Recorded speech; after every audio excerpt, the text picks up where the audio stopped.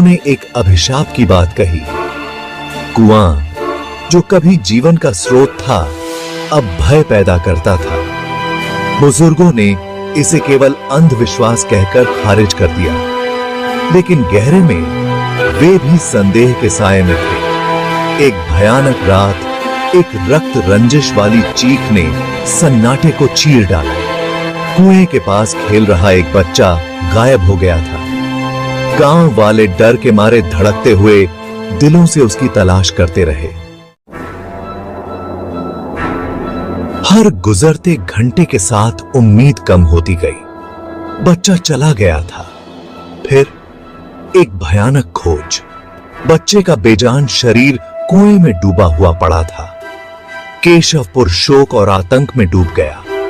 कुआं जो कभी जीवन का प्रतीक था, ने एक मासूम की जान ले ली थी। आरोप प्रत्यारोप हुए। एक बार सम्मानित बुजुर्गों को ग्रामीणों के क्रोध का सामना करना पड़ा। उन्होंने चेतावनियों को नजरअंदाज कर दिया था, उनके डर को खारिज कर दिया था। अब एक बच्चे ने कीमत चुकाई थी। कुआं जो कभी जीवन का स्रोत था, अब मृत्यु का प्रतीक था। कोई उसके पास जाने की हिम्मत नहीं करता था। गांव वालों के सबसे बुरे डर सच हो गए थे। कुआं वास्तव में प्रेतबाधित था। हताश समय हताश उपायों का आह्वान करता है। गांव वाले जानते थे कि वे शापित कुएं पर भरोसा नहीं कर सकते। एक फैसला किया गया। एक नया कुआं खोदना पड़ा। हर काम करने वाला आदमी और औरत इस प्रयास में शामिल हो गया। दिन हफ्तों में बदल गए और नया कुआं आकार लेने लगा। यह कठिन, पीठ थपथपाने वाला काम था, लेकिन भय और हताशा ने उनके दृढ़ संकल्प को हवा दी। वे अथक परिश्रम करते रहे, प्रेतबाधित कुएं की छाया से मुक्त भविष्य की आशा से प्रेरित। अंत में उनके प्रयासों का फल मिला।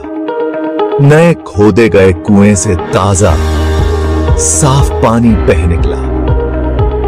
केशवपुर पर राहत की लहर दौड़ गई। उन्हें उम्मीद थी कि बुजुर्गों ने इसके खिलाफ चेतावनी दी। माता पिता ने अपने बच्चों को डांटा, लेकिन निषिद्ध का आकर्षण विरोध करने के लिए बहुत मजबूत था।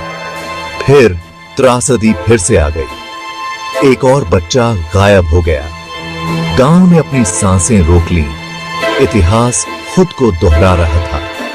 बच्चे का शव पहले की तरह प्रेतबाधित कुएं की गहराई में मिला था।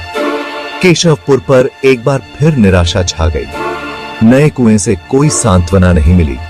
ऐसा लग रहा था कि अनदेखी ताकत उनके बच्चों को छीनने पर आमादा है। इस बार ग्रामीण अपने डर में एकजुट थे। उन्हें इस बुराई से खुद को छुटकारा दिलाना था। एक बुजुर्ग ने एक शक्तिशाली तांत्रिक की बात कही, जो एक रहस्यवादी था, जो दूसरी तरफ से संवाद कर सकता था। वह उनकी आखिरी उम्मीद थी। भाग 7, तांत्रिक की चुनौती। तांत्रिक आ गया। एक बुद्धिमान बूढ़ा आदमी जिसकी आंखों में प्राचीन रहस्य छिपे हुए थे। उसने कुएं की जांच की। उसका चेहरा गंभीर था। उसने एक बेचैन आत्मा, एक दुष्ट संस्था के भीतर फंसने की बात कही। गांव वाले देखते रहे। उनकी आंखों में आशा और भय का मिश्रण था। तांत्रिक ने अपने अनुष्ठान शुरू कर दिए। प्राचीन छंदों का जाप करते हुए उसकी आवाज एक अलौकिक शक्ति के साथ गूंज रही थी। हवा में ऊर्जा की दरार आ गई। उसने उस संस्था का सामना किया, यह मांग करते हुए कि वह कुएं को छोड़ दे और ग्रामीणों को और पीड़ा न दे, लेकिन संस्था ने मना कर दिया। इसने तांत्रिक को ताना मारा। उसकी आवाज एक ठंडी फुसफुसाहट थी जिसने ग्रामीणों की रीढ़ की हड्डी को दहला दिया। कुएं का पानी मथ गया, जो हस्ती के क्रोध का एक दृश्य प्रकटीकरण था। भाग 8, एक आवश्यक बुराई। तांत्रिक उभरा। उसका चेहरा हार से सना हुआ था। मैं इसे छोड़ने के लिए मजबूर नहीं कर सकता, उसने स्वीकार किया। यह इस जगह से बंधा हुआ है। इसका क्रोध बहुत शक्तिशाली है। निराशा ने ग्रामीणों को अपनी चपेट में ले लिया। वे एक दुष्ट संस्था की दया पर फंस गए थे। तांत्रिक ने एक उपाय सुझाया, एक कठोर उपाय। कुएं को सील कर दो, उसने कहा। हस्ती को अंदर फंसाओ। यह एक कठिन निर्णय था, लेकिन ग्रामीणों, उनके दिल भारी थे, जानते थे कि यही एकमात्र विकल्प है। वे बड़े बड़े पत्थर इकट्ठा करते थे, कुएं को ईंट दर ईंट सील करते थे, उस हस्ती को अंदर फंसाते थे। केशवपुर पर सन्नाटा छा गया। प्रेत बाधित कुआं अब और नहीं था। केशवपुर में जीवन पहले जैसा नहीं रहेगा। निशान गहरे थे, लेकिन वे बच गए थे, और समय के साथ उन्हें उम्मीद थी प्रेत बाधित कुएं की स्मृति किंवदंती में बदल जाएगी।